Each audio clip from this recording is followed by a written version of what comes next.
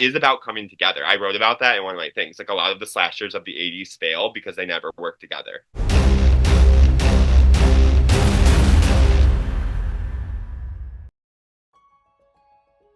My name is Jimmy O'Hara. I am from the suburbs of Chicago, born and raised. I am currently Chicago-based actor and screenwriter who also runs After Dark blog. Third grade, I took my first acting class, which was crazy because I was painfully shy, and that was a way to encourage me to kind of come out of my shell. At Oprah Academy of Music and Art, when they were doing Beauty and the Beast, I literally put on the cast thing, even though I was in third or fourth grade at this point, I wanted to be the candlestick guy. I did go to school at Loyola Chicago, which is where I got my undergrad in theater and screenwriting. I also lived in LA for a couple of years.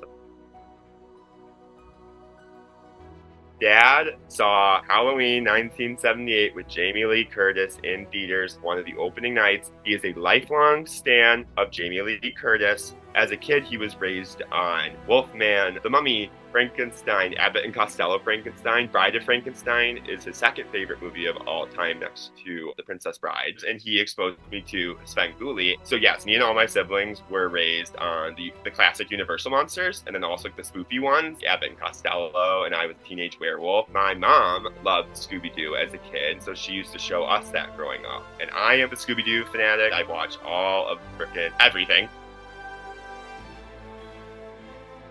The perfect way to describe my taste is Scooby-Doo, which is horror, comedy, and mystery. Those three things that very much appeal to me, which is why my number one subgenre of horror is slashers. They just kind of have that Scooby-Doo realness of a masked person stalking a group of young people. This is a Mystery Incorporated sweatshirt. That is an awesome series, by the way. It has tons of horror references. If that's one of your things, you love Easter eggs, other horror movies, or other famous moments, this show has got it. Slashers, that's basically my taste. Creature features, too. Queer horror, I love. That's a huge part of After Dark.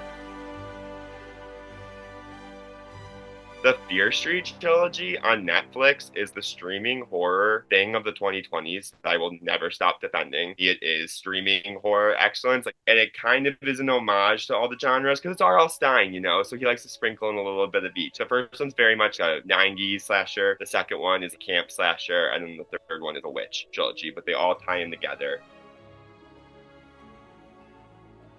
I love So Bam. I love Bad Girl Boogie and T-Bockers. Any B-movie by David Decoy. Those all have slasher elements. Brotherhood one in The Frat where they're vampires. He's kind of vampire hunting. There is kind of a slasher element to this sexy gay vampire schlocky B-movie.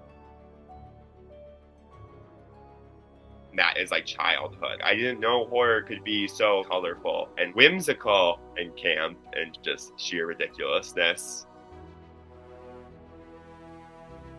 The opening tooth, it was great. It was like a 1-minute creature feature body horror, quite literally. This is what people are talking about when they're like, can we have fun? Is all these movies were so genuinely the definition of fun. You could tell it was just a love of horror, a love of craft, a love of filmmaking. From the moment this started, it was not only a person who learned and studied and paid attention and knows how to make a film, but they care how to make a film. And I felt that way through all of Ethereal. You can tell every single one of these women doesn't just care so deeply about filmmaking, they also care deeply about the genre. And specifically telling women's stories. Punish myself for being in high school. Whatever the capitalism machine I feel like told me was good, that's like what I followed. Instead of just like making my own taste. That's why I started After Dark. I am in no means a horror expert, and I love to write, but I love horror, and I feel passionate about it.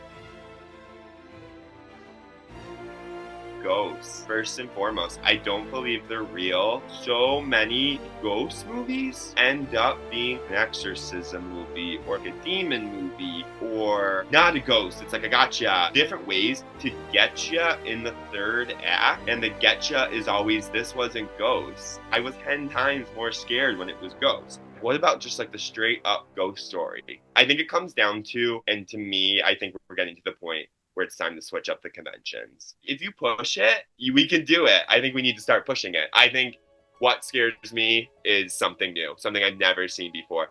The ghost stories that always scare me the most are the ones where they're very physical and you are convinced that there's like a person in your plot, and then it's revealed that they're like a ghost. I just watched Deadstream 2022 recently, and I loved how they used the fangirl as the ghost. To think you could interact with someone, it gives very Poe. Caveat is one of my favorite films of the 2020s and is quickly becoming one of my favorite horror films of all time. Oddity just came out. It was scary. He's freaking scary. If you want a good scare, go to a Damien McCarthy movie. To me, it's a way to ground myself. Art in general is a means of escapism, and I like a healthy amount of that. I also like a healthy amount of like sitting with it and thinking about it. It's a perspective thing. When I turn off that slasher that ended nihilistically, I'm like, you know what? My problems aren't that bad. Or it is about coming together. I wrote about that in one of my things. Like, a lot of the slashers of the 80s fail because they never work together. They leave the final girl alone and she has to figure it out for herself, and she usually just kind of gets lucky. This is one I haven't talked about, but I've been considering writing a series of children's books called After Dark. You know, I think the kids need a Goosebumps. Where are the haunting hour shows? Are you afraid of the dark? In an anti-reading epidemic, everything either must be for kids or everything must be for adults. And what I love about Goosebumps is R.L. Stein's been open about it, that they were just to encourage. They aren't really here to push a lesson or to teach you something. Not that that's bad, but they are truly just fodder for kids to pick up and encourage them to read. My mom's a reading teacher, and one of the ways I got super into reading as a kid was picking up the Goosebumps book and then going to the library and getting the DVD and watching the movie. And not only did that grow my love of reading and critical analysis, it also grew my love of horror. For someone who is an actor, I find it very easy to speak in front of people in a script when I'm playing a character, but speaking in front of people when I'm not doing that or when I'm speaking on myself is less easy for me to find the words. I don't think I'm the most eloquent public speaker when I'm not following a script. But I love something that can bring introductory horror, something we're lacking on, something that we can bring all families in. A practical magic type thing can bring in new horror lovers in a way that doesn't totally give them waking nightmares and keep you up all night. Weirdly, whenever I walk into libraries, I think of the one with the girl who finds out like her librarian teacher is a monster and he's eating the tarantulas. I loved their Halloween episode where people are going missing and then her friends are the aliens. Like, that scared me so bad as a kid. So bad. But Goosebumps is just, it's like release your inhibitions. It's just like, everyone is at an 11. The acting's at an 11, the writing's at an 11, the story they're telling is at an 11. It's haunted masks, pumpkins that come to life. That's what Goosebumps is, and I think that just translates so well to children.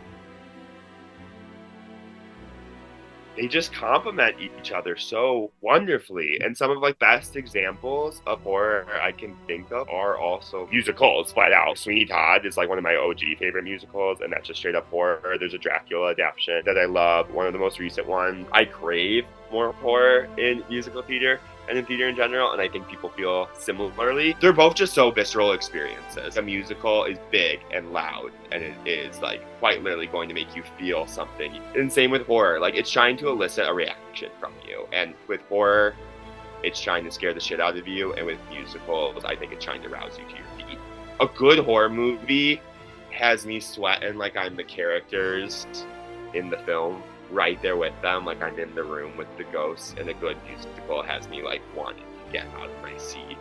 Fear is also very universal, and music is also universal. Like, fear is as old as time, and music is old as time. Have you seen Anne and the Apocalypse? It's also a Christmas musical. The final number, the I Believe, just feels like a song you would play as you decorate your Christmas tree, but she's mourning the death of her father and all her friends during the zombie apocalypse.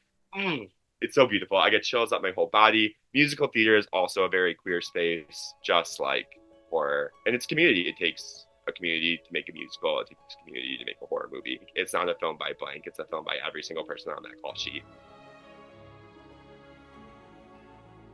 It can totally help you. It's helped me find community. It's helped me find self-acceptance in my identity and my sexuality and my love of horror. You know, just to have other people who like it as much as you and like your interests, and to know you're not alone in that sense. There is some type of artistic medium you have. There is probably some piece of art that you engage with like every single day. Whether it's music on your train, whether it's Brat on the train ride, it's like we all love art and we should all take it more seriously to protect it.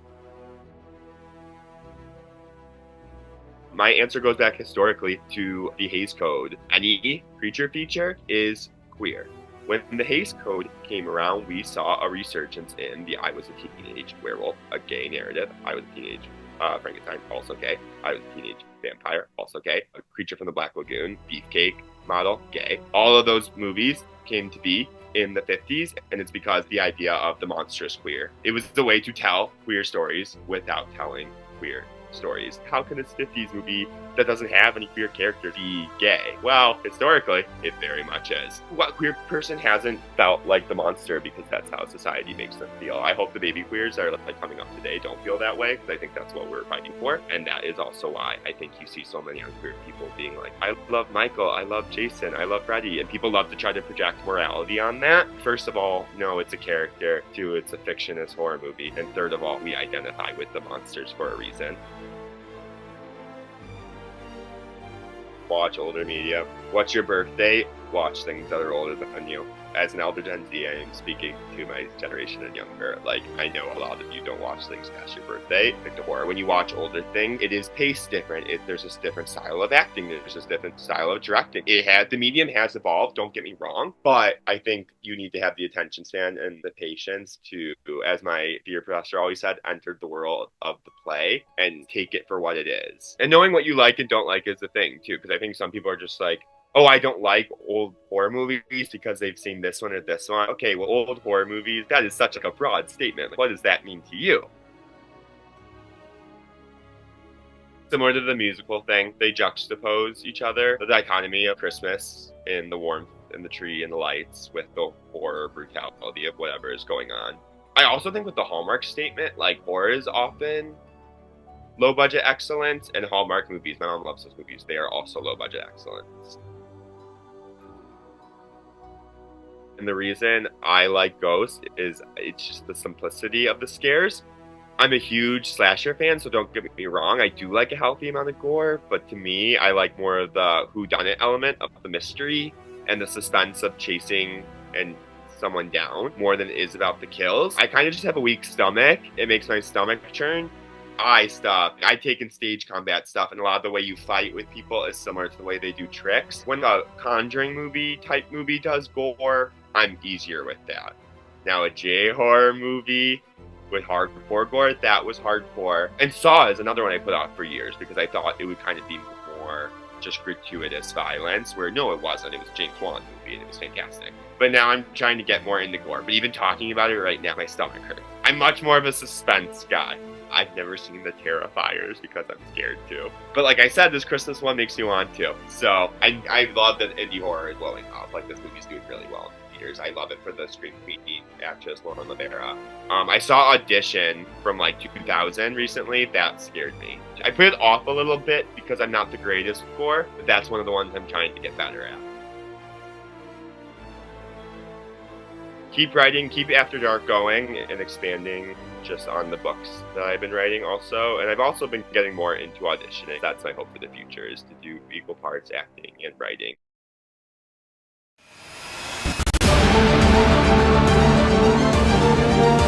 You didn't get to play Lumiere?